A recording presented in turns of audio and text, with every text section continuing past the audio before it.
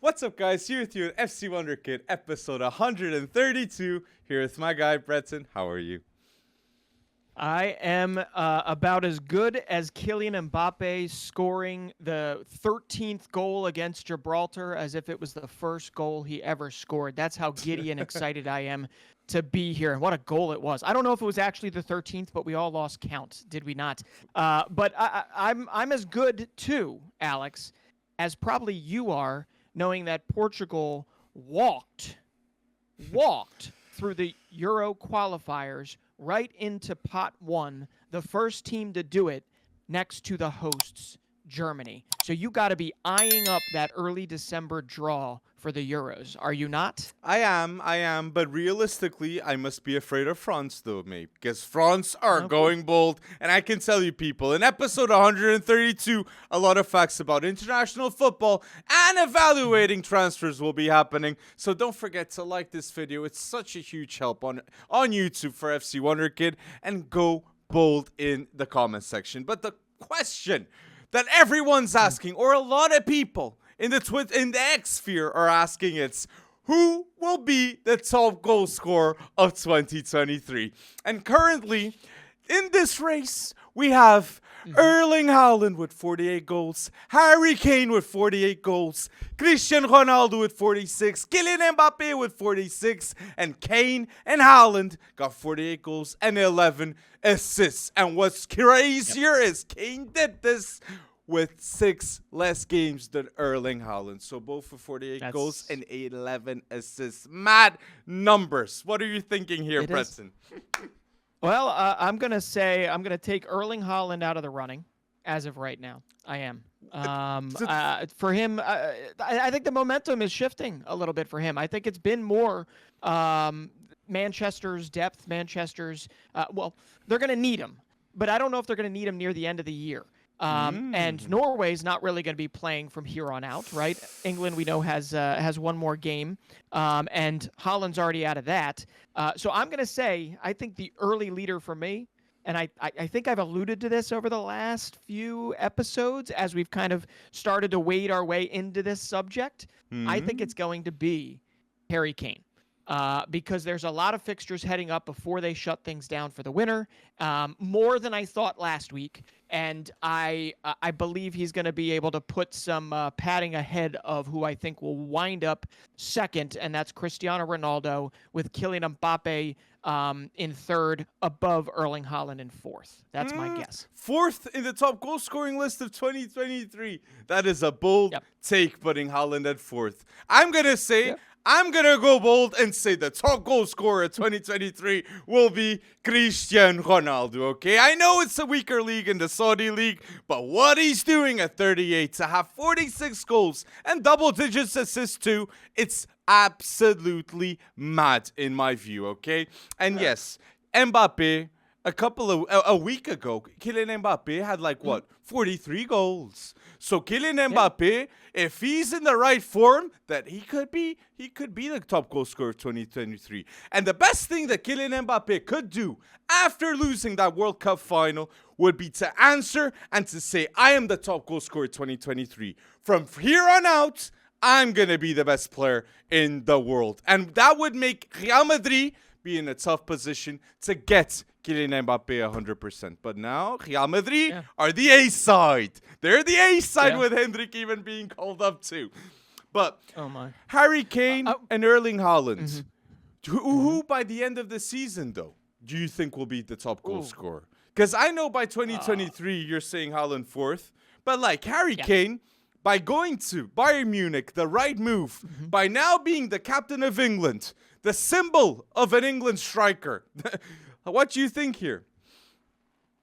I think this is where the quote-unquote weaker league comes into play, which is why I still think Harry Kane is going to be the higher goal scorer this season. I just don't think that Manchester City necessarily needs Haaland to hit for 42 again. Was it 42? Did I get that right?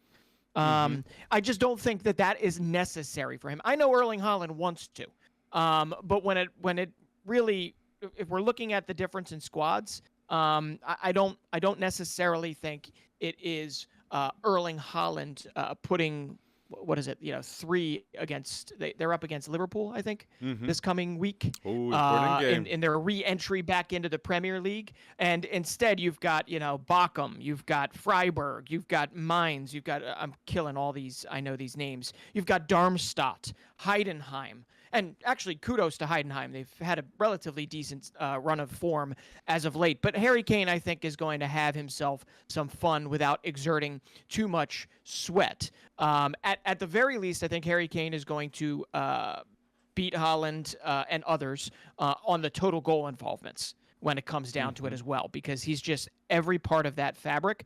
But it comes down to whether or not he keeps his health. And he's well. the right team. And he's the right team to put those right numbers. Team. And a easier league than Erling Haaland too. That of all fourth, if we see the top goal scorers in 2023 with Haaland, Mbappe, Cristiano Ronaldo, and Kane, Haaland is the one with the toughest league, but he's got the best team. The one that has the easiest league is Cristiano Ronaldo. So everything is open right now. But let us know down below what are your choices for who will be the top goal scorer of 2023. And since we're mentioning Kylian Mbappe, I think it makes total sense to say what happened in that game against Gibraltar. 14-0. France beat Gibraltar. And look, this is the biggest statement, okay? I know it's Gibraltar, but France had a golden generation in 1998 with Zinedine Zidane, Patrick Vieira, many stars. The new golden generation has arrived now in 2023 with Kylian Mbappe as captain leading the way. A player that has won the World Cup. He has been in another World Cup in a final, and he scored in a hat-trick in that final. He represents the club, the nation. Kylian Mbappe is the most talented player. He's the leader and the best player in international football. He's got 19 games, 21 goals, and 6 assists this season. It's now. It's now. And France are the favorites to win the Euros in 2024. Mas nós vamos ganhar. And we can say it is Gibraltar, but it was also Gibraltar without a piece of the rock, if you will. They were missing one man who went down pretty early on, so it was a 10-man Gibraltar that they completely tore apart. And we do see lopsided results like this. We do. But then we also see sides like Gibraltar give teams like Portugal a really good shout. Liechtenstein. No, they had a great game against you guys. First I'm half, not saying you shouldn't have. Yeah, first but half. when it comes down, but when we're looking at this in the form of how good France has been since 1998, obviously before that with Platini and others. When we look at the history of France and then we look at it and we say, this is the biggest win in national team history. This is also the biggest win by any team in Euro qualifying history, and you have to at least give them a pat on the shoulder for this. And Kylian Mbappe, whether it was his first goal, his third goal, his first goal or his third assist, or his first assist or his third assist, Kylian Mbappe was enjoying this as if he was scoring this at the Bombonera. And I think a lot of that just goes to show this new generation that's coming in, that type of mentality is going to feed into, and already has, into a guy like Warren Zaire-Emery, right? Who unfortunately on the day makes history by being the youngest. Warren Zaire-Emery was the youngest in over 100 years to take the field for Les Bleus. Now think about this footballing history, right?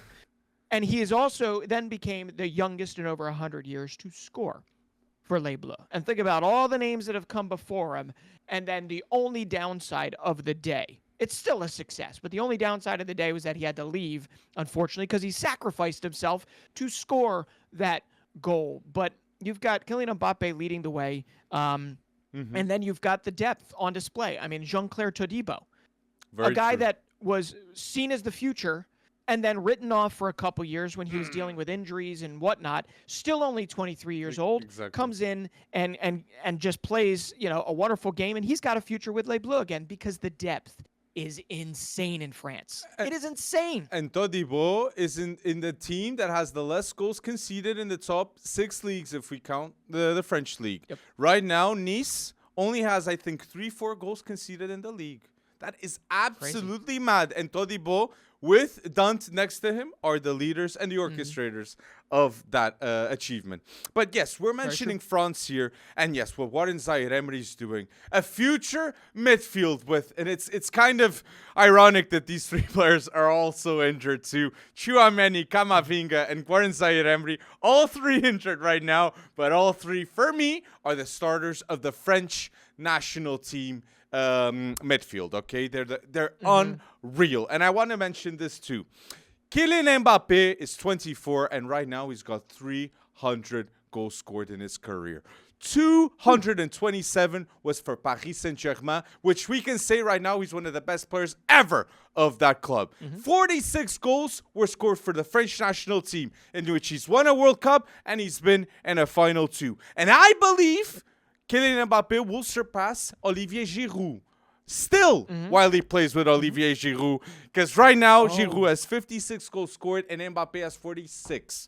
And Giroud knows he wouldn't have 56 and if he didn't have Kylian Mbappe and Griezmann next to him, providing him so well. So I do think there's a lot of camaraderie. There's a unified group in this French national team, and it's all sacrificing towards the best player, which is Kylian Mbappe. And for people to get a perspective, at 24, Cristiano Ronaldo had 160 goals, Messi had 279 goals, and Kylian Mbappe has 300 goals.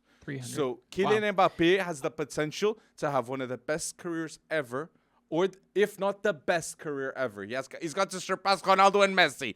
Bold stakes, but that can happen, okay? But definitely, I wanted to mention this. Kylian Mbappe, for me, I am very sure. I think he's going to surpass Neymar's legacy. Neymar's legacy was unreal, especially in his prime at Barca. And when he goes at number 10 for PSG, there's a great prime there too. But what Kylian Mbappe can achieve, if he does the right decision, the next club that we all know is Real Madrid, this is the consistency that he needs to be a top player. Ronaldo needed the Real Madrid years to be considered one of the best ever. Kylian Mbappe needs just that. At 24. So you're telling me you're not buying into the rumblings that Kylian Mbappe is technically not going to Real Madrid? He loses. Because there's been a few. He loses, mate. Real Madrid Real Madrid have Rodrigo, Vini, Hendrik, and they still can get a Kvaratskhelia. They can convince and Haaland too. Kylian Mbappe's best chance to win a Ballon d'Or will be lost if he doesn't go to Real Madrid. I completely believe this. He cannot let that happen. He needs to underpay. He needs to accept a contract of 35-40 million Kylian Mbappe if that's the case that Real Madrid is offering. It's not about the numbers. It's not about the number and the money. It's about winning titles and legacy. He knows. Well.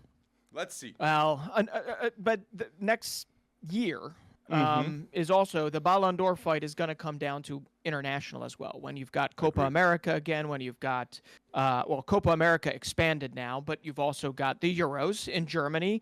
You've got AFCON early on in the year. So France is also going to have to play well, which obviously puts, say, even if Erling Haaland does become the top goal scorer at the end of 2023 and at the beginning of 2024, it's Norway's fully out. We'll talk about that in a little bit. But it just goes to show you, yes, it really does come down to what is Kylian Mbappe's next decision. And you're right, the ambitious decision is to move on. I think the decision of the heart would be to stay at PSG and fight. But to be honest, I really do feel like Kylian Mbappe is keeping a couple strikers back at PSG. And the way Luis Enrique plays, there's a couple really good strikers that had really good money spent on them. Randall Kolo Muani, I know some people think he's overrated. He's certainly not worth as much as before, and we'll get to this. And Gonzalo Ramos have really not even gotten much of a shout or a lick when it comes to these shots because everything is focal on Kylian Mbappe. And it's going to be that way as long as he's there because why not? It all seems to be clicking. But my goodness. And France 14, Gibraltar 0, and we haven't even talked about the glue of this French team that's going to continue into Germany, and that is Antoine Griezmann, right, who was just surpassed by Kylian Mbappe on the all-time scoring list, but also continued to add to his all-time assists leading record. And think about the playmakers that have been within this French side, and you've got Griezmann up at the top with his 30th assist and moving ever higher. So it really is looking like France, I don't know if they're pole position right now in my favor for Euro champions, but there's no way you can't put them top 3, 1 or 2. I think France are pole position in my view too, and it's England and Portugal 2nd and 3rd. I think that's the case right now. And I know people, but you got Netherlands, we have Belgium, we have other teams that are making themselves be in that discussion. But right now, I go with that as the top 3. England, France, England, France, and Portugal. And I mentioned Portugal here. I just wanted to give a special credit here to that Fabrizio Romano all of a sudden has exposed to the world Joao Neves. Immediately, once he says that scouts were in attendance to watch Joao Neves play, immediately, like, Joao Neves is one of the most talked players in the world of football. Deservingly, in my view, okay? If you don't know about Joao Neves, you're living under a rock. But here in Portugal, we're seeing a phenom rising from the ashes. Joao Neves was the best player against Porto, and now was the best player against Sporting Joao Neves. Most duels won, most interceptions, most touches, most passes. Joao Neves' impact is unreal, and that's why he was called up for Portugal, and he's not leaving anymore, okay? I am so hyped for this, Breton, because Joao Neves, it's hard work, it's talent, and it's intelligence emotionally and tactically. In terms of raw talent, this is one of the best midfielders I've ever seen in my life here in Portugal. In an immediate impact, leaving academy football. It's been immediate and phenomenal to watch what Roger Schmidt has done with Joao Neves in a short period of time. And that's why we see the United News. And what's amazing is, I don't mean to toot our horn, much louder, but you're right. Fabrizio gives it a whole nother platform, but obviously you've been talking about him for a very long time. And it might have been stunted, right? His ascendancy might not have come if Enzo did not make that, I wouldn't call it a hurried exit, but it was a pretty truncated period of time that he spent at Benfica before moving to Chelsea. But if that did not happen, there might not have been room in that midfield, just with all the different midfielders that coming off that season they had, that very well he might have been down the pecking order. So without without Enzo leaving, Joao Neves wouldn't have been in the Benfica team in January. For sure. 100%. And the fact that Roger Schmidt was like, no, we're not getting another midfielder, because he knew he was gonna get Kokshu in the summer. But he had that the courage to stall that Kokshu deal until the summer, and getting Joao Neves and putting it up. He's an anomaly right now. An anomaly. Nobody was expecting in a short period of time Joao Neves to be where he's at right now. So keep on going. And what I like the most about him is the seek of knowledge. This is why I really believe Joao Neves is a top talent. If you find someone that is constantly curious and loves what they do, that is an elite thing to have, and Joao Neves has it. So people, you have been warned once again here in the Portugal talk, because Portugal right now has 9 wins, 34 goals scored, and 2 conceded with Roberto Martinez in this era. We see more of Antonio Silva. We see more of Diogo Costa. We see now Joao Neves. We see the youth and the future present too. So keep going bold, Roberto Martinez, and let us be the favorites. Nós devemos ser os favoritos to win the years. We should be the favorites next to France, because we got the collection of talent, and we have many more coming up in Benfica, Porto, Sporting, Braga, Guimarães, a lot of talent here in Portugal. So keep going bold, people. And the propaganda is here.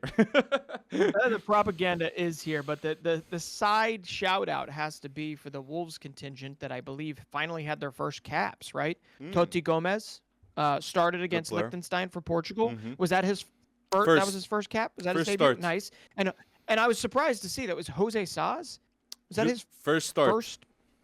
First and start. only okay, starts. So both first competitive starts. Wow.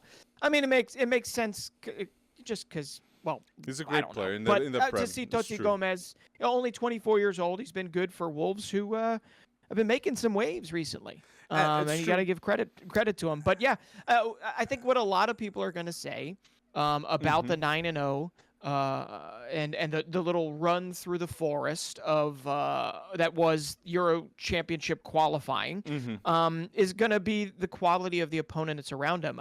It's true. In past years, you would have expected Bosnia to be much stronger. I have never been. There's been a lot of disappointments in this Euro qualifying squad, or this Euro qualifying for 2024. Bosnia is pretty dang high up there. Norway obviously is number one, but there's a little minnow within your qualifying group, within Portugal's qualifying group, that has to be given a little love here, especially on our podcast, because Luxembourg, after 9, have 4 wins, 3 losses, and 2 draws. This is one of the tiniest nations in all of Europe. And they have their little golden generation going on right now, where they have managed 4 wins and have fared very, very well. And they actually have an outside shot to qualify for Germany next summer. And just imagine that. I mean, that would be that'd be pretty amazing. It's true. In all respects. But they just dispatched Bosnia over the weekend, and it was like. It was. I didn't know who the minnow was. I had no clue who the minnow was, and they have a young core. It's Matthias Olesen. It's Leandro Barrero. Who's the other one? There's another midfielder. Gerson Rodriguez. I'm telling you, this can continue for a little while longer. This tiny, populous country within Europe that normally is at the bottom where Liechtenstein is, and ultimately doing things that we didn't think was possible. Right? Well said. 4 wins in a Euro qualifier. So just got to give a little love there before we move on to the bigger teams. But it's been phenomenal to watch. It's true. Really, it's really true. Cool. And going with the group, I just wanted some. And what you said about Bosnia is totally right. Long gone are the days that we saw Prime Dzeko and Prime Pjanic, okay? Things are changing for Bosnia, and we see it in this group. But I just wanted to say for the listeners at home, the list of players, under 23, Portugal list of players is absolutely stacked. João Félix, Rafael Leão, Diogo Dalot, Diogo Costa, Pedro Neto, Vitinha, Gonçalo Ramos, Gonçalo Inácio, Nuno Mendes, António Silva, João Neves, Rodrigo Gomes. We can add many other players, but keep going bold, Portugal.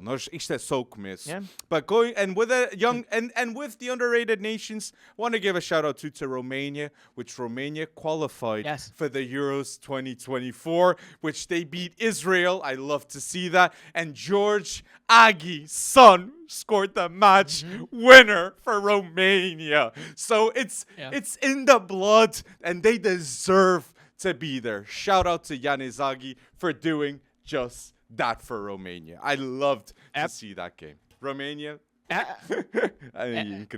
Absolutely. I mean, George Puskas, you've got Yannis Hagi, you've got Morotan, you've got a bunch of these guys, Andre Ivan, a bunch of these guys that were considered they were going to be and take over as like the next coming of Georgie Hagi, right? Ooh. And it didn't exactly materialize the way they saw it. But the fact is, they're in Europe next season, or they're in the Euros next season, and they've actually got some young guys that I would expect to see, or hopefully we want to see on that roster, like Bonza. Bonza is probably the biggest one. He's a fullback, absolutely phenomenal. Andre Bonza, I believe he was signed by Brighton, picked out by Brighton, and was sent back on loan. So there you go. Once again, that scouting department. But Romania, that was a heck of a surprise. Kazakhstan, Alex, is still in the running for this. But I don't think there's been more surprising qualification campaigns than 2. Right? Scotland and Hungary. Scott McTominay involved with that. 7 games, 7 goals. It's unbelievable. In such a tough group, too. They beat Spain. They've beaten Norway. I think they beat Norway both times, maybe. But not even a flinch at those types of opponents, and they go in there and they qualify relatively handily. I'm really interested to see what they can put together in the tournament after everybody scouts them for the next 6 to 7 months and figures out what they do really, really well and what they can exploit. But I think bigger than that is how good Hungary has been. How good they have come up and how big of a player Dominik Szoboszlai has become for them. This kid at 23 years old has captained their side, scored 2 goals over the weekend to essentially let Serbia in to the tournament, even after a terrible qualifying campaign for them. And after 42 years of not making the Euros, they have now made 3 in a row.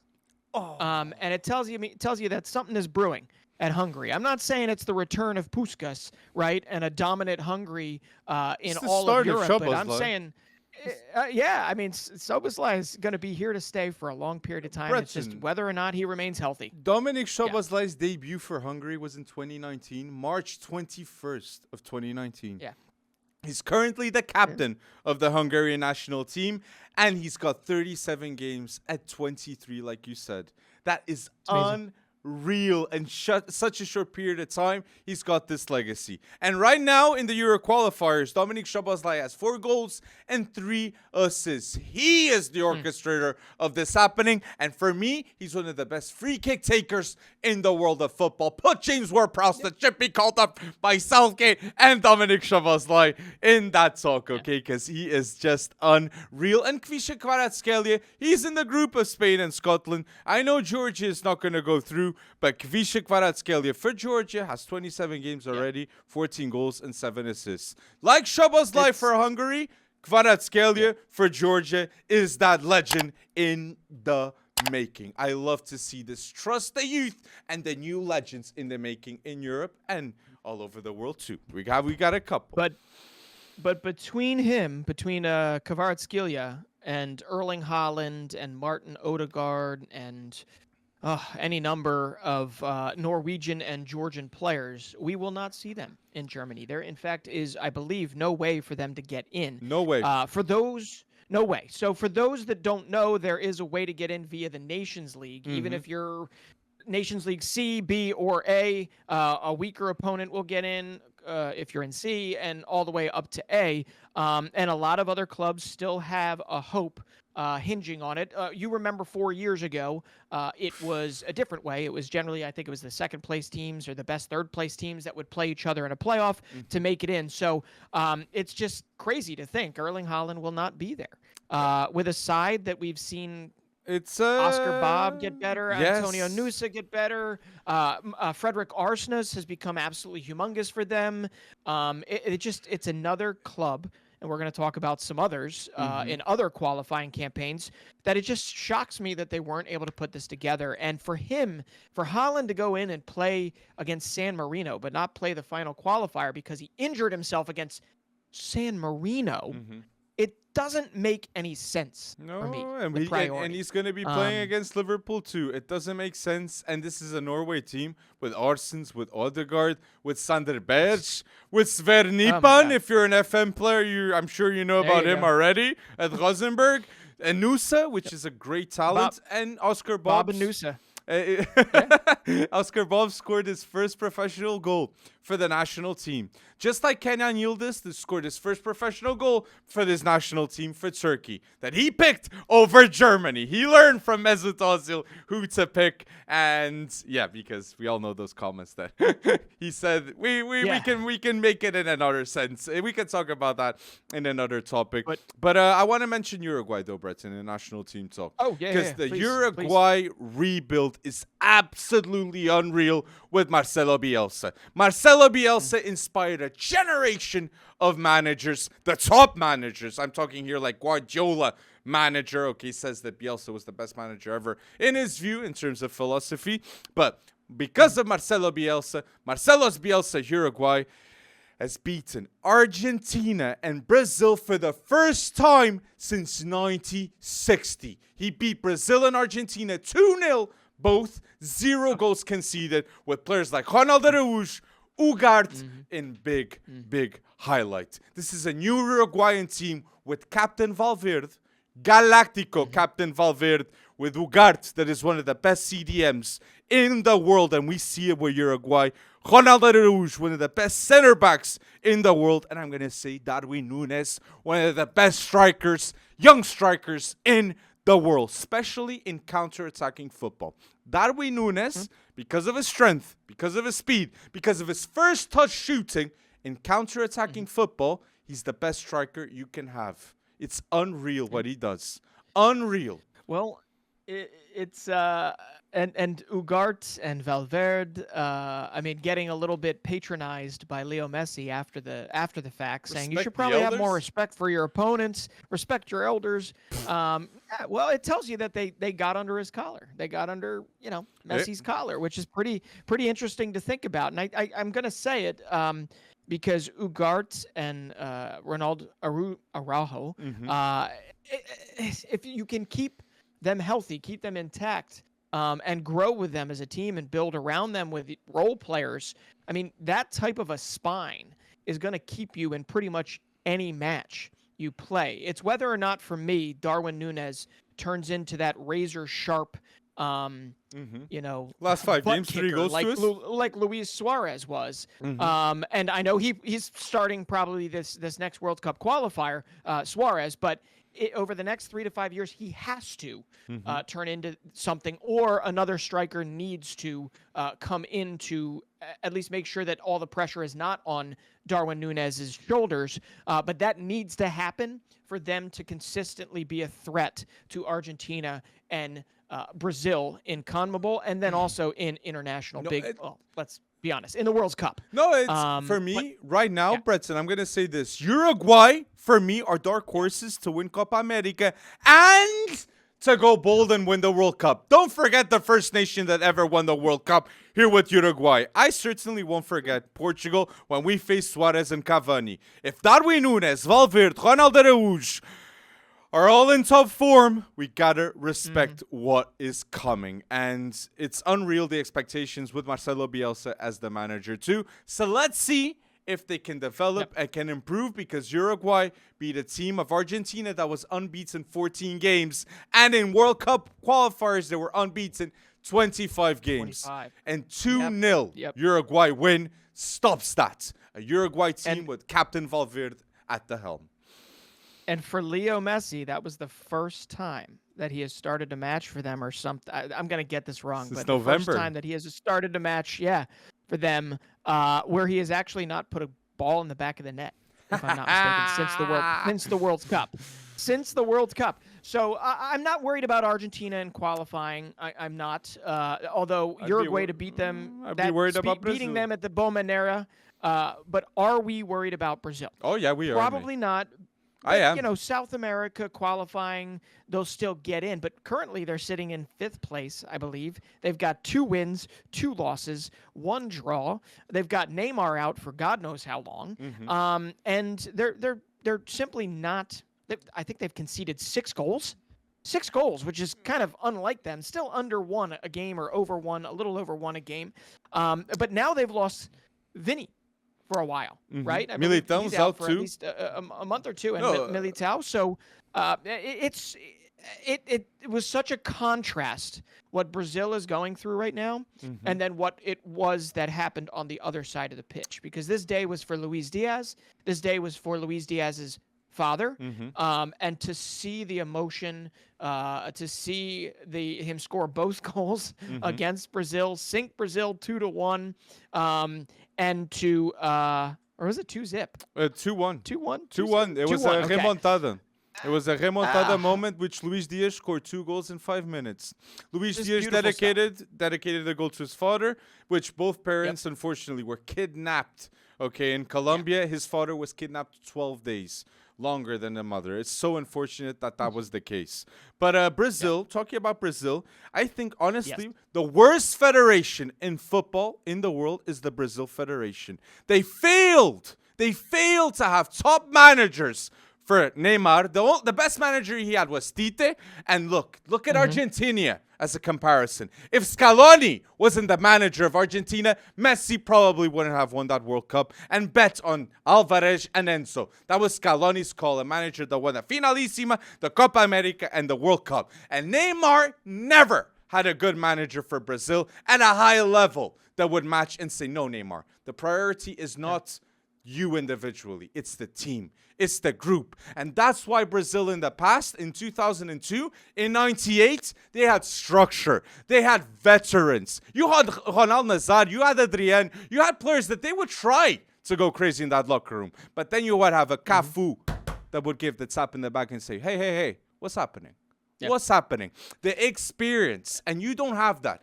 You need new references in Brazil. New references that hard work is the priority and winning. Hendrick, Vinicius, Rodrigo. That's the core that they got to invest in. Bruno Guimarães. They can win something. But it's not with the managers that are picking. I like Fernandinho, Fluminense, revolutionary style of play, fantastic. But not for a Vinicius Jr., for a Casemiro, for an Eder Militão. Ancelotti or bust for the World Cup, in my view, for Brazil. It's Ancelotti or bust. I'm in full agreement with you. I mean, I know there's a lot of injuries. Casemiro, everything is not back, but Marquinhos is by far the most distinguished, obviously, and the most experienced field player outside of obviously Alisson in goal. I don't know where else the leadership comes from. Gabriel, Renan Lodi, Bremer, Carlos Augusto, Emerson Royale in the defense. In the midfield, you've got Bruno, who's got 17 caps to his name, and a couple of those are 2 losses recently to both Uruguay and Colombia. And I'm looking at this here. Their highest scorer is Marquinhos on their roster right now. Oh, Gabi Jesus. Okay. Gabi Jesus. But Gabi Jesus, not enough. And then Marquinhos. Not enough. Gabriel Jesus, for Brazil, I think a lot of people think that he's not the proper striker because of past World Cups experience, okay? And this is the thing about Brazil. This is the weakest Brazil team I've ever seen in terms of fullbacks and striker. I know Richarlison, Matheus Cunha, Gabriel Jesus, they're all there. Pedro, Gabigol, but they have to invest in who's going to be world class, or it's Vitor Roque or Hendrick. Start them regardless of anything. If I know Palmeiras might not start them, might not start Hendrick all the time, but Brazil absolutely should, because that's where they can make something happen and win a World Cup with a striker that's been the biggest lack that I've seen. In the past World Cup, Richarlison was good, but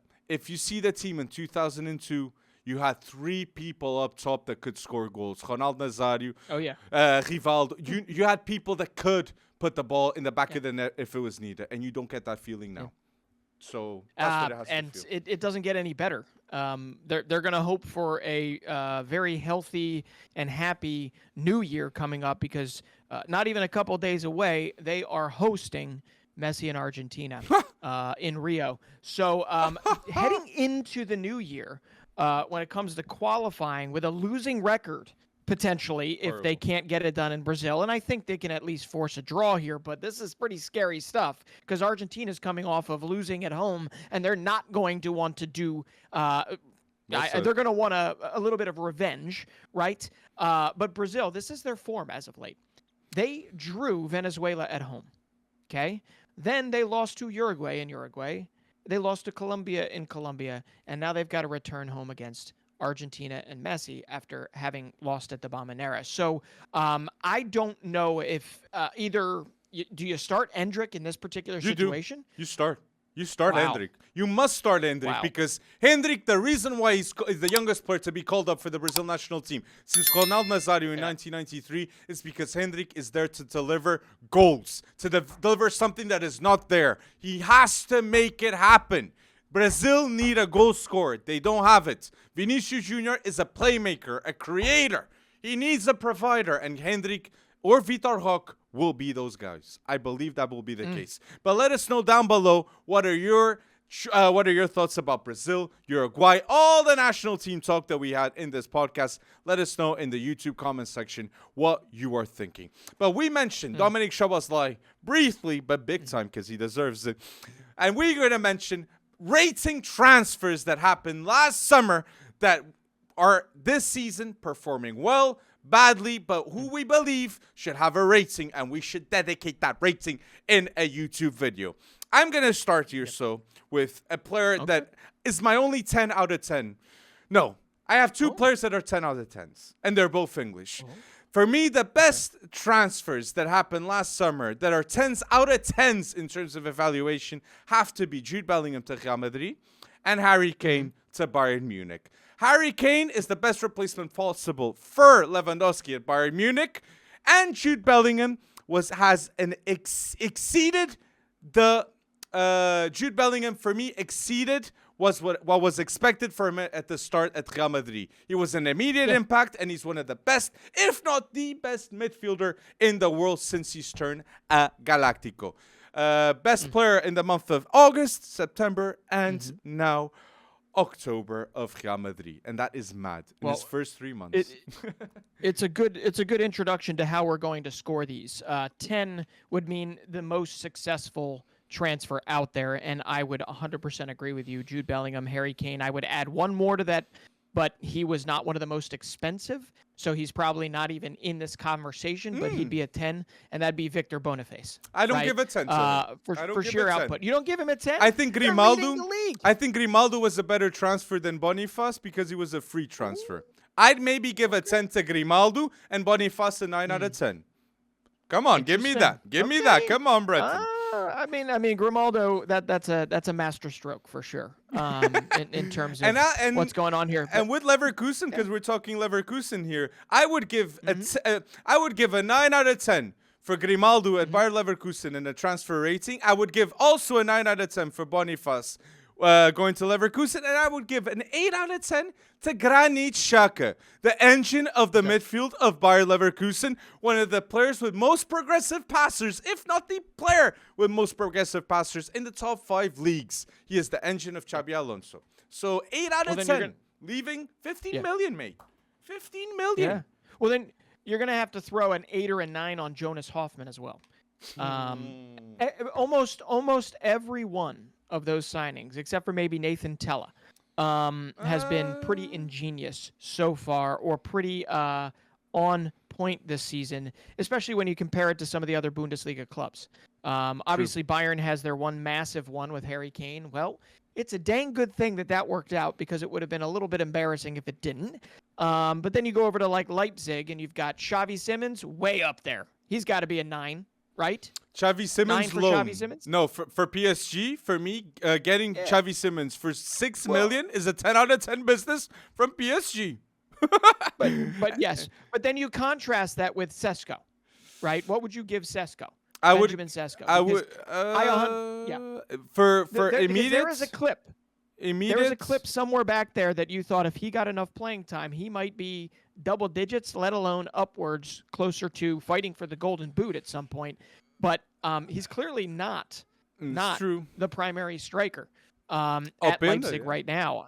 Because Openda has come in. And it's ironic. Openda for Belgium, non-existent. Openda for RB Leipzig, balling out. Šeško for RB Leipzig, not the best, but he's still involved. But Šeško for national team, the best player of his national team. So the contrast is very real. But I'm going to say maybe immediate impact. I'll give easily an 8 out of 10 rating to Openda and a 7 out of 10 to Šeško. But I believe in 3-5 years' time, Benjamin Šeško will be a better striker than Louis Openda. And I love Openda, but I just love the finishing on Šeško and the dribbling to match his size too. When he gets a physique like Darwin, imagine Šeško. No, I'm with you, but I still have him down. He's 5. He's firmly hasn't gotten off the ground yet. We really don't know anything about Benjamin Sesko in a Leipzig shirt at this moment. He's done nothing to offend me, but he has done nothing to impress me. So we will see. And I'm gonna go another question for you here. It's like if you give him a 5, Chris Bognarther will be what, a 2? Who? Chris Baumgartner, the Austrian midfielder. Oh, Baumgartner.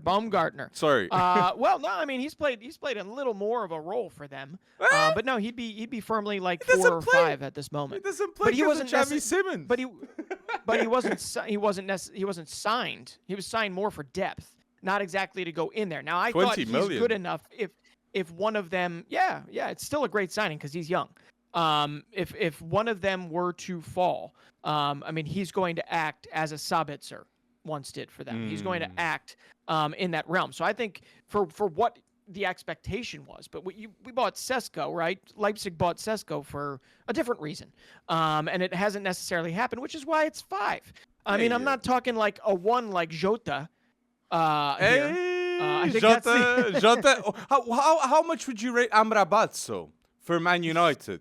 Because Amrabat came with high expectations, one of the best players from Morocco, if not the best player of Morocco. I'm going to give him a 5 out of 10 to Amrabat. Yeah. He's a lot of talent, but he hasn't come in and started immediately. I've seen him even play at left back. No, and it just goes to show you that could be Ten Hag and the way he plays and the personnel. It could be the injury list. It could be all sorts of things. But I'm right there with you. If we thought you were going to get Morocco Amrabat and not Fiorentina Amrabat, then I think we're all, I don't know, naive, I guess. There are different players for club side and international side, and Amrabat is one of them. He was one of the most, if not the most important player for Morocco in that run, and literally almost killed himself doing it because he was everywhere for them. He's not necessarily called upon to be that for Manchester United, even though with these injuries he kind of is playing everywhere for them. So I'm with you. I think that one hasn't even launched off yet, and I don't know with the laundry list of injuries they've got if we're ever going to see Amrabat in more than a utility role for them. Just play where I need you to play because we have no other position players. And I'm mentioning Amrabat, Mason Mount. That's one. I mean, one. Mason Mount. One? You said 1 for Mason Mount. No, I said 1 for Jota.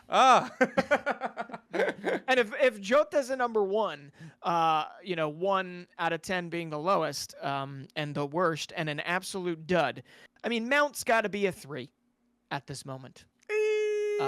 If we ranked James Maddison, Dominic Szoboszlai, and Mason Mount in terms of importance for this transfer window, I'm 100% putting James Maddison first. What an impact he had for Tottenham. Dominic Szoboszlai second. Because Szoboszlai immense impact too, but James Maddison has been unreal. And number 3, 100% Mason Mount. It's been, I don't want to say embarrassing, but he's underachieving big time. Mason Mount for the price tag. It's an indictment more on Manchester United's recruitment.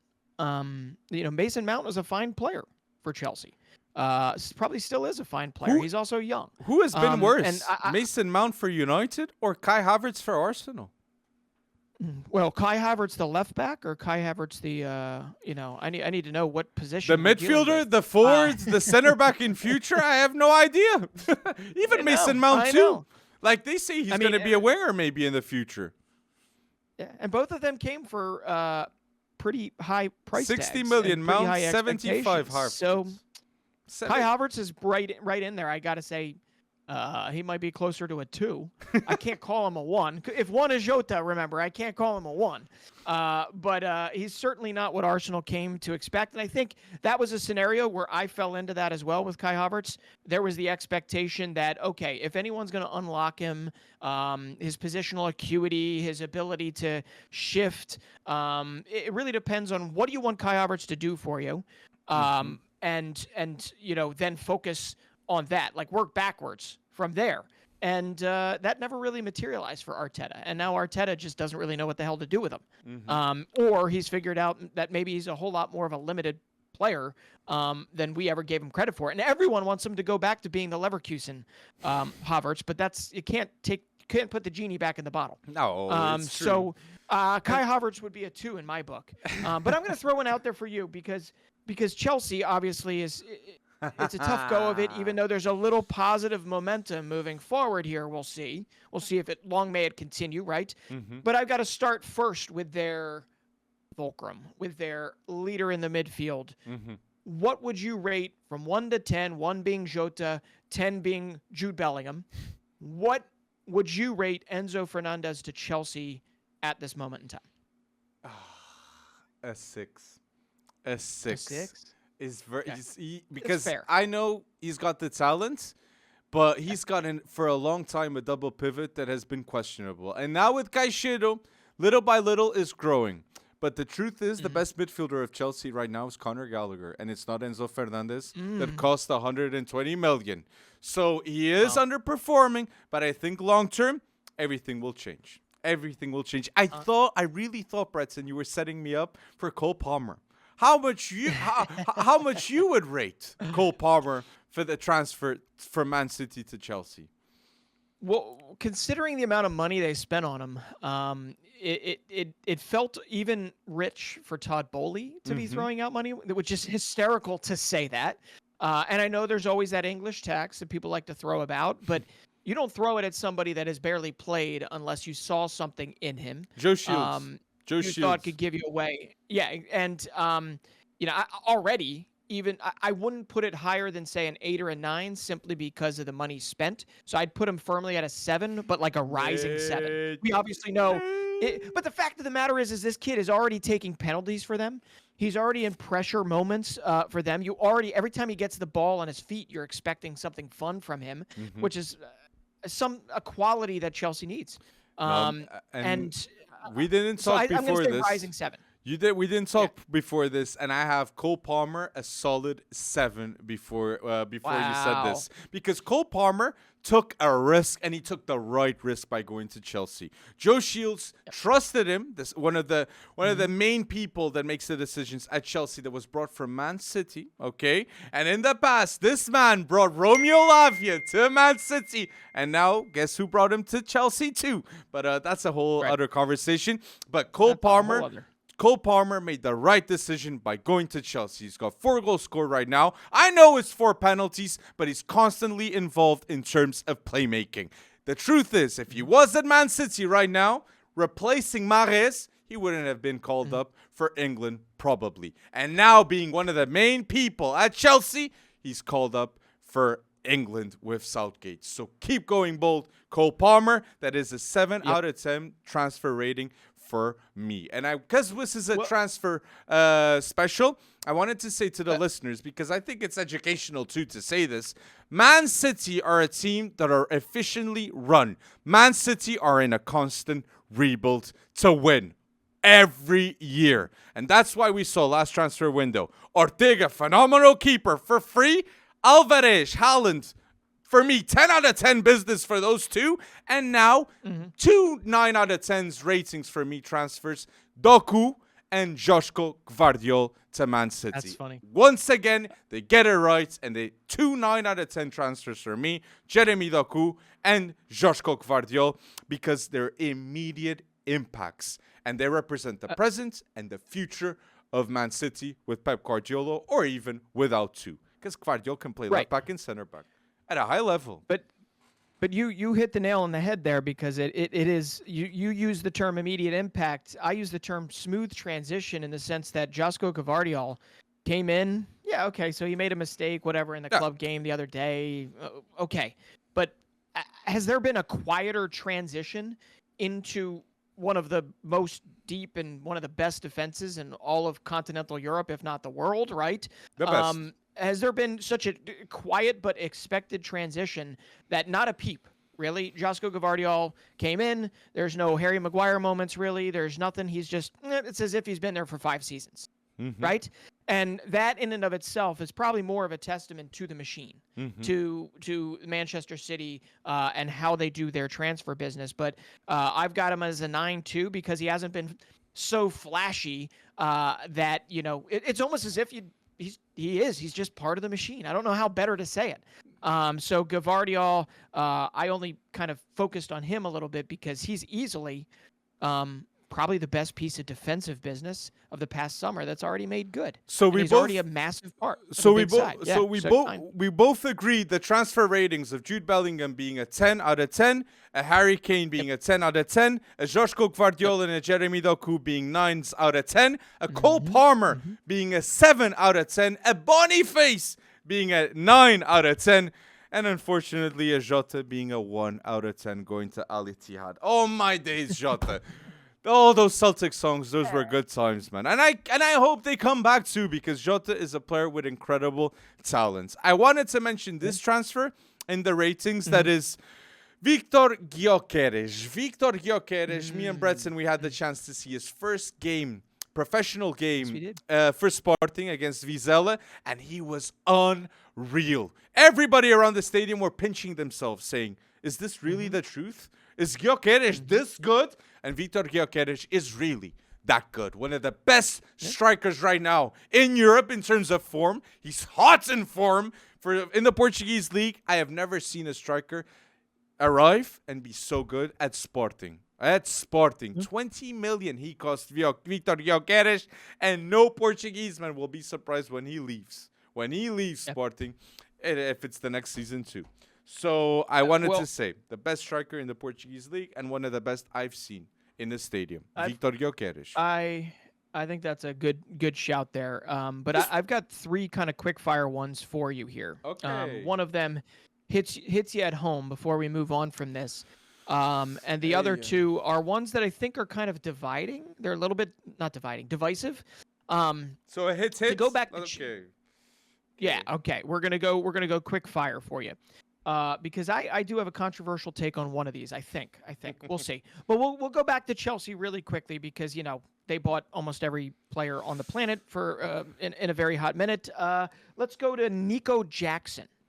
What would you put for him? A 6, 1 to 10. A 1 to 10 Nico Jackson. I'd give him a 6. He's the substitute striker of a Victor Osimhen arriving. Yeah. Okay.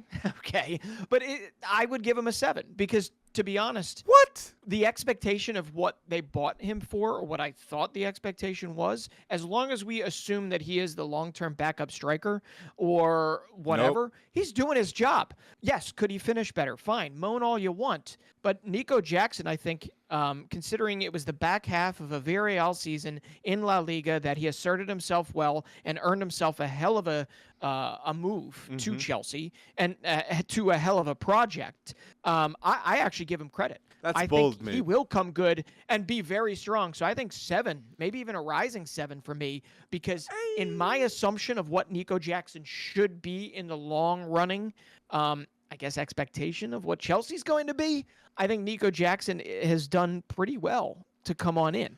But yeah, it'd be nice if he didn't miss some of those sitters. So 6, 7, we're actually more aligned. For me, Nico Jackson doesn't solve the problem. That's why I can't put him above 6.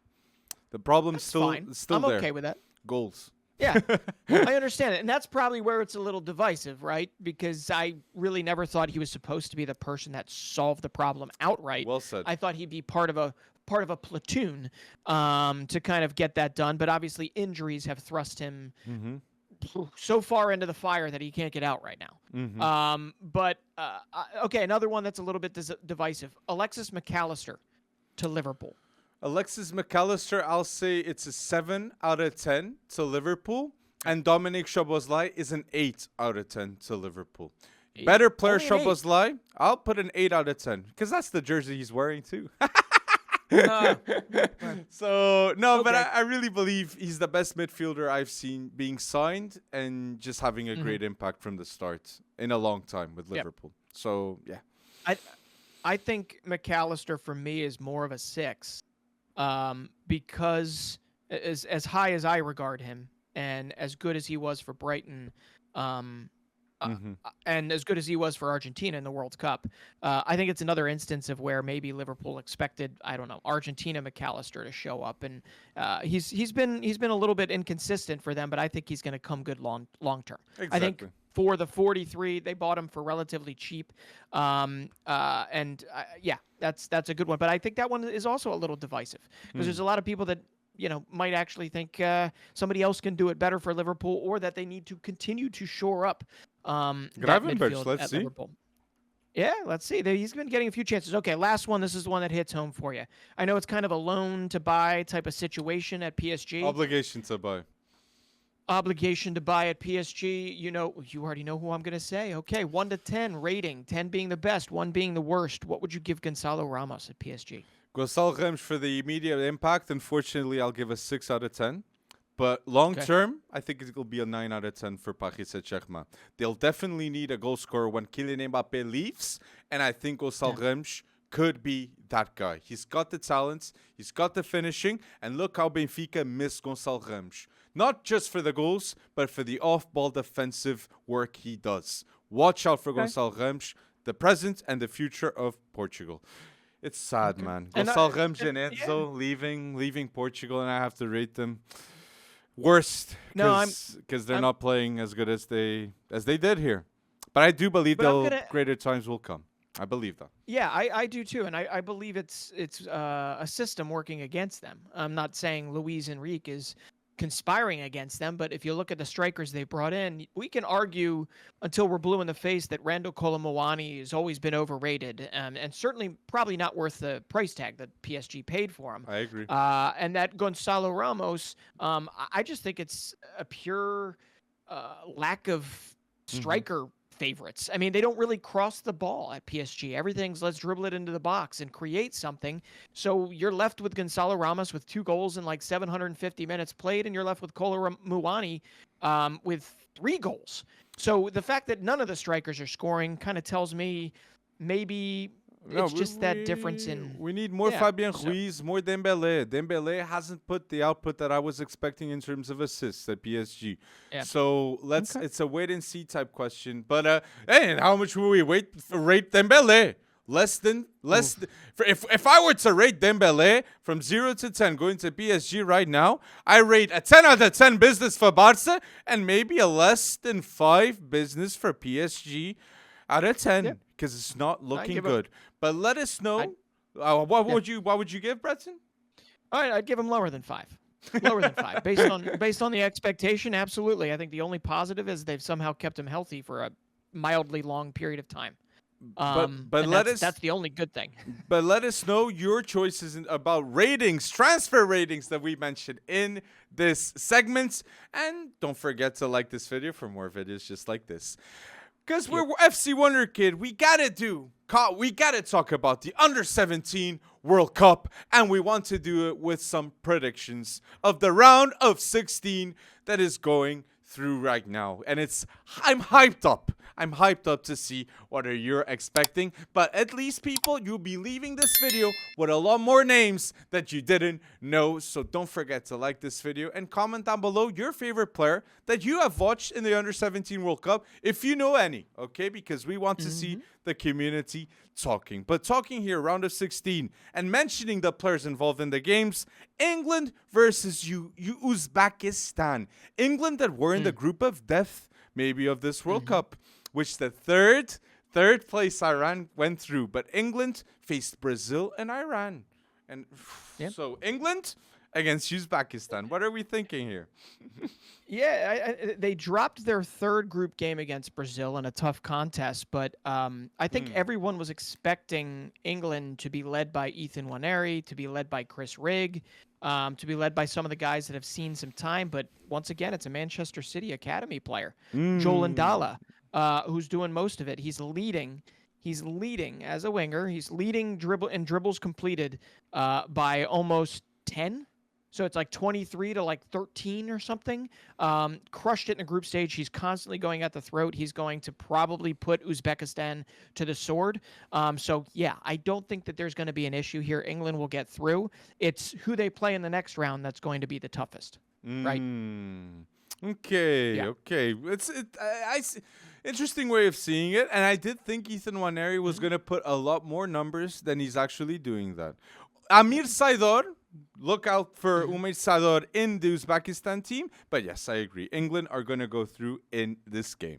Next one will be hitting home. It's a Germany against USA game in the in the round of 16 of the Under-17 World Cup. What I got to say is Germany in the Under-17 World Cup have one of the best players in it, no doubt. It's Noah Darvish. Oh, or you're going to say another person. Well, no. They have Paris Brunner as well, but Noah Darvish very, very clearly has been cream of the crop, would be in my group stage team of the tournament easily. And it's crazy right there in midfield. That Barca have Noah Darvish and Lamine Yamal that would be eligible to be in the Under-17 World Cup. Lamine Yamal, that he's scoring in the Spain senior team. But Lamine Yamal and Noah Darvish are a future pairing that we could see at wingers at Barcelona. So I wanted to mention, please pay attention to Noah Darvish in this game. He currently has 3 assists in the competition. And there is a youngster, a 15-year-old in the U.S. side, Breton, that has 3 goals scored, right? Yeah, Nimfasha Bershimas, 15 years old, 3 goals scored, one of them probably up for goal of the tournament. And yet, unfortunately, I think the USA are going to bow out in this one, the next round, simply because of mistakes made in the final group stage game that sees a lot of their backup center backs will be taking the field against guys like Noah Darvish and Paris Brunner. But Nimfasha Bershimas is somebody that has to be watched. 3 goals, and he plays for Charlotte FC. Could make his MLS debut next season.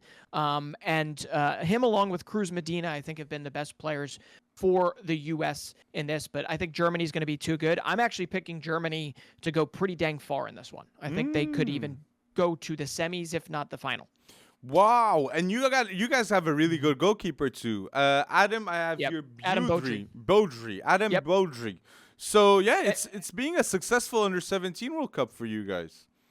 But you mentioned Barcelona. And our leading contender who had to bow out with an injury before this tournament, right? His name is Diego Cachin. He actually plays in La Masia. And is one of their top goalkeeping prospects. And he is widely seen, at least on our side of the pond, as one of the best goalkeeping prospects we've actually ever had. So the fact that our backup, Adam Beaudry, comes in and is one of the best goalkeepers in the tournament. The U.S. have never had a shortage of really good goalkeepers. So it's really nice to see this long continue. It's just a shame, more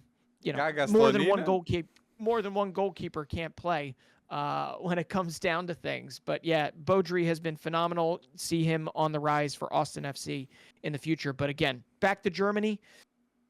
That team is good, man. That team is good. I think they're going to go far. It's true. I do pick Germany too, that are having a terrific Under-17 World Cup. Next game, this is a big one. And if you don't know, Senegal is one of the best Under-17 African teams in the world, no doubt. And that's why they could surprise people and beat France in this game of the round of 16. France against Senegal, Under-17 World Cup. What do you have here, Breton? Well, I wanted to see this France-Senegal matchup later on. Right. But it is not going to be later on, unfortunately. I think France is obviously good.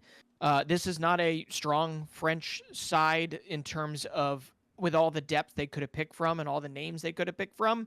But they also haven't conceded a goal all tournament. But Senegal, if they're going to meet a team with attacking prowess that can actually poke holes in them and beat them, you're going to have to watch the 2-generation foot players in Amara Diouf and Idrissa Gueye, who's up top there. Amara Diouf, who's one of the youngest, if not the youngest in the tournament. I would love to say that Senegal can upset France here, but I think France is going to be a little too strong for them. But man, this is like the highlight, the one you circle in this round of 16. If you can watch it, watch this particular game. It's for sure, Breton. I completely agree with what you're saying. In Senegal, with Amara Diouf is nominated for Amara Diouf is nominated for one of the best African players, best African youngster in 2023. Amara Diouf is nominated. For people to get a context, Bilal El Kanous, Abde, that was before at Barcelona. These players are nominated for Morocco, elite youngsters. And Amara Diouf, at 15, he's already played for Senegal's first team. And he scored a brace in the first game in the Under-17 World Cup. This is one of the biggest talents in the Under-17 World Cup, and he's already signed for Metz. So please pay special attention to Amara Diouf. And if you want a Football Manager hack, just go to Generation Foot in Senegal and sign whoever they got there, right? and you'll have a bunch of great young players. But no, between Gay and Diouf, two more products from that team. Diangu at Senegal also deserves a shout out because he has been their rock in the midfield. And we haven't even really talked about France. I mean, Tincre scored 2 goals against us. They were kind of tap-ins. They weren't really that special. But it has been their defense. And one of their best players is I'm going to screw up his name. Mopyu. Big center back. I think he plays for Nantes. But he has led that clean sheet, 3 clean sheets in a row in the group stage against Senegal, against the U.S., against South Korea, and against Burkina Faso. So, yeah, this is one of the ones that we're going to watch. But the most exciting player very clearly in this matchup is Amara Diouf. And where does he go next? Exactly. And we got to watch this France-Senegal team because of just that. Another one that has a strong African team, in my view, is Mali against Mexico. That I'm going to go bold and say I believe Mali is going to win this game against Mexico. Mali have a great midfield people. Amdio Makalu, and they have Ibrahim Diarra. Great 2 midfielders that everyone at home should start paying attention because Mali has talent. And if they beat Mexico, I'm sure a lot more people will be looking. And Mexico with Stefan Carrillo too. Not a bad player. Against New Zealand, I was shook. Some really good highlights on him. I think he scored 2 goals and had an assist in that game. Mexico woke up at the right time. They woke up in that 3rd game. So who knows? They can go into this and I don't know, maybe take some fatigue because these games have been played pretty back-to-back. But Makalu, that you mentioned for Mali, has probably been on the short list, top 3 players in this whole tournament so far. He's been that good for them. But one you're going to want to watch in this game for Mexico is a Mexican-American that plays for the Charleston Battery. And he has been one of the best. He's just named the best young player in the USL Championship. And his name is Fidel Barajas, and he scored in that 3rd game. So if there's somebody that's going to disrupt Mali, who I think will also win this, it's going to be Fidel Barajas. No, okay. But I'm going to go with Mali, though, Bretson. I still believe Mali are going to be winning this one. And Morocco versus Iran, I'm going to go here with a shocker one, too, because Iran, if you don't know, Iran under 17 in this World Cup, they were with England and with Brazil, and they beat Brazil. They were losing 2-1, and they beat Brazil in elite remontada 3-2. They unfortunately didn't manage to beat England. They were winning. They were beating England 1-0, but they lost 2-1. They lost 2-1, unfortunately. They got through as the best 3rd place, and I believe Iran have the core, have the team, have the teamwork to beat this Moroccan team, and I'm going to go with Iran in this game. It's a bold take. Yeah. Because Morocco's probably got talent. One of the best goalkeepers in the tournament has been Shakori, the goalkeeper for Iran. But I'm going to say Morocco in this one because Mohamed Hamani and Abdelhamid Mali have been really, really good in that midfield for them.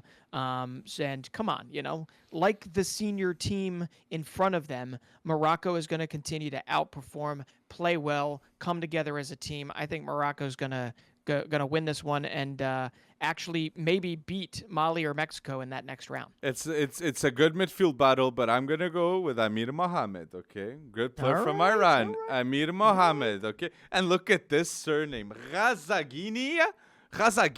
Come on, that's what I call style. So well done. Well done. I don't know if you said it right, but well done. Here with another one with a South American battle here between Ecuador and Brazil, a Brazil team that is constantly evolving and always with a lot of talent. And my biggest talent to watch in this team, Kawa Elias has 4 goals scored, but the biggest star for me is William Estevão. William Estevão, personally, I've seen him for 2 years now, and in terms of playmaking ability at the wing, he's one of the best under-17 players in the world, and he's been for a while. If you know Palmeiras youth, you know Messinho, William Estevão. So I'm going to go for Brazil in this game with Messinho, William Estevão, finally showing up and having a big game against Ecuador. Because all the group games for Brazil and England, all the stats are kind of thrown off just because New Caledonia, who deserved to be there, but New Caledonia was in the group. So there were big 9-0 wins and 6-0 wins where they just stacked things up. 10-0, right? Oh, gosh. Well, not quite 14-0. So that's good. But yeah, Brazil has some real tools. And their center back, I forget his name, but who's been captaining their side? I forgot to write it down. Reese, I think, is very good for them, and I think we'll get them past Ecuador. But come on. This game is screaming for Kendry Paez to fly in and for Endrick to fly in. Can we please get that done? Can we get it done? Because I believe that they're eligible. I could be wrong. But Ecuador is going to need... Vitor Nunes. Oh, thank you, Nunes. That was his name. Yep. And he's been good.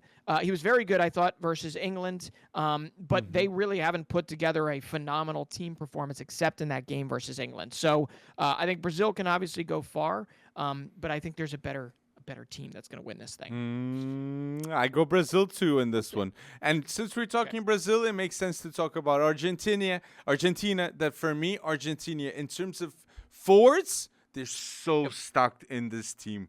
Argentina against Venezuela, I think it's going to be a big win by Argentina. That you got to remember the name of Echeverri. Echeverri is one of the best young wingers out there. Captain too, yes. And Acuna, Valentino Acuna too. Very good winger. Very good player. And on the other side, Venezuela's got David Martinez, who a lot of clubs want. A lot of clubs want, but I don't think it's going to be enough. I think Echeverri will lead the way, even though they had a slow, sluggish start as well, like the senior squad. And Agustin Roberto scored against Senegal, Japan, and Poland, 1 goal. There you go. There you go. How consistent of him. But this is where the real fun happens. This last game, and the winner of this plays the winner of Germany and the USA. This is another one that I'm really sad that it's this early on in the round of 16 because Spain and Japan have been phenomenal, and Spain is Barca Central, and Japan has a super sub coming off the bench that is scoring all the goals for them and is co-leader in the Golden Boot race, and he literally has only started one of the 3 games, and that's Rento Takaoka. They also have one of the best goalkeepers, but Spain, man, come on. I've fallen in love with, I think, 2 players on this Spanish team since watching them already, and I know you have too, right? 2 Barca players. Who's your favorites? Pau Prima and Hector Fort. I love those 2. There you go. Love those 2. The luck that Barca has, Lamine Yamal not being there, but they still have a huge impact in that Spanish national team. Like, I love to see it. La Masia is the core of Spain. And I would say Hector Fort, next to the aforementioned Hamadou Makalu from Mali, is up there in the top 3 for best players in the tournament so far. From right back, he's created for them. They've been pretty good defensively. And I think Spain is a dark horse to win this thing. Not dark horse. I think they're one of the favorites to win this thing. The only issue is Japan is like workmanlike, and they don't really know. You don't know much about these guys. A lot of these Japanese players are not picked up by J-League squads. They're not really known quantities in any way, shape, or form. Most U17 players aren't. But the fact that they're not really in academies is pretty crazy.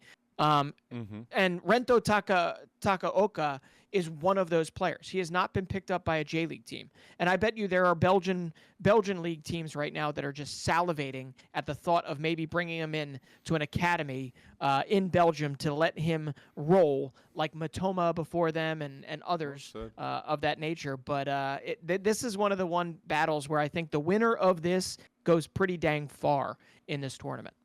I think Spain will be winning this game.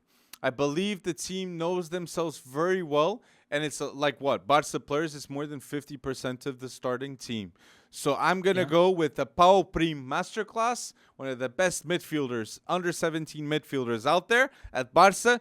And yeah, Spain winning this game. But I believe in terms of top contenders, I think Brazil has the talent to be the top contender. Germany, Argentina, and I say Mali is in the talk of maybe surprising the world and winning the Under-17 World Cup. It wouldn't surprise us, Bretton, right? No, not at all. I mean, we know that when it comes to the U17 level, you've got some of the most talented players coming from a lot of these African teams, and it's just whether or not they take that next step in their development beyond that. But Nigeria has won, I think, 5 of these U17 World Cups. So, considering that a lot of the rest of Africa is caught up, Senegal, Mali, heck, Morocco in this, I agree with you. I think one African team will be in the semifinals. That's for dang sure. Shout out to Indonesia in this Under-17 World Cup, scoring their first goal in an Under-17 World Cup and also playing their first game in the Under-17 World Cup. It could be the start of a better generation of Indonesian football, and we love to see that changing in football. But let us know down below, who are the Wonderkids that we didn't mention? Who are the stars of the Under-17 World Cup? And who are the stars that you got to know in this video too? Don't forget to like this video and go bold in the comments section. If you're listening to episode 132, thank you so much for going bold with us another week, and let us know in the comments section topics that you would like to see. In this podcast, we brought the ratings of transfers. We mentioned more of the Under-17, and we also talked of the top goal scorer of 2023.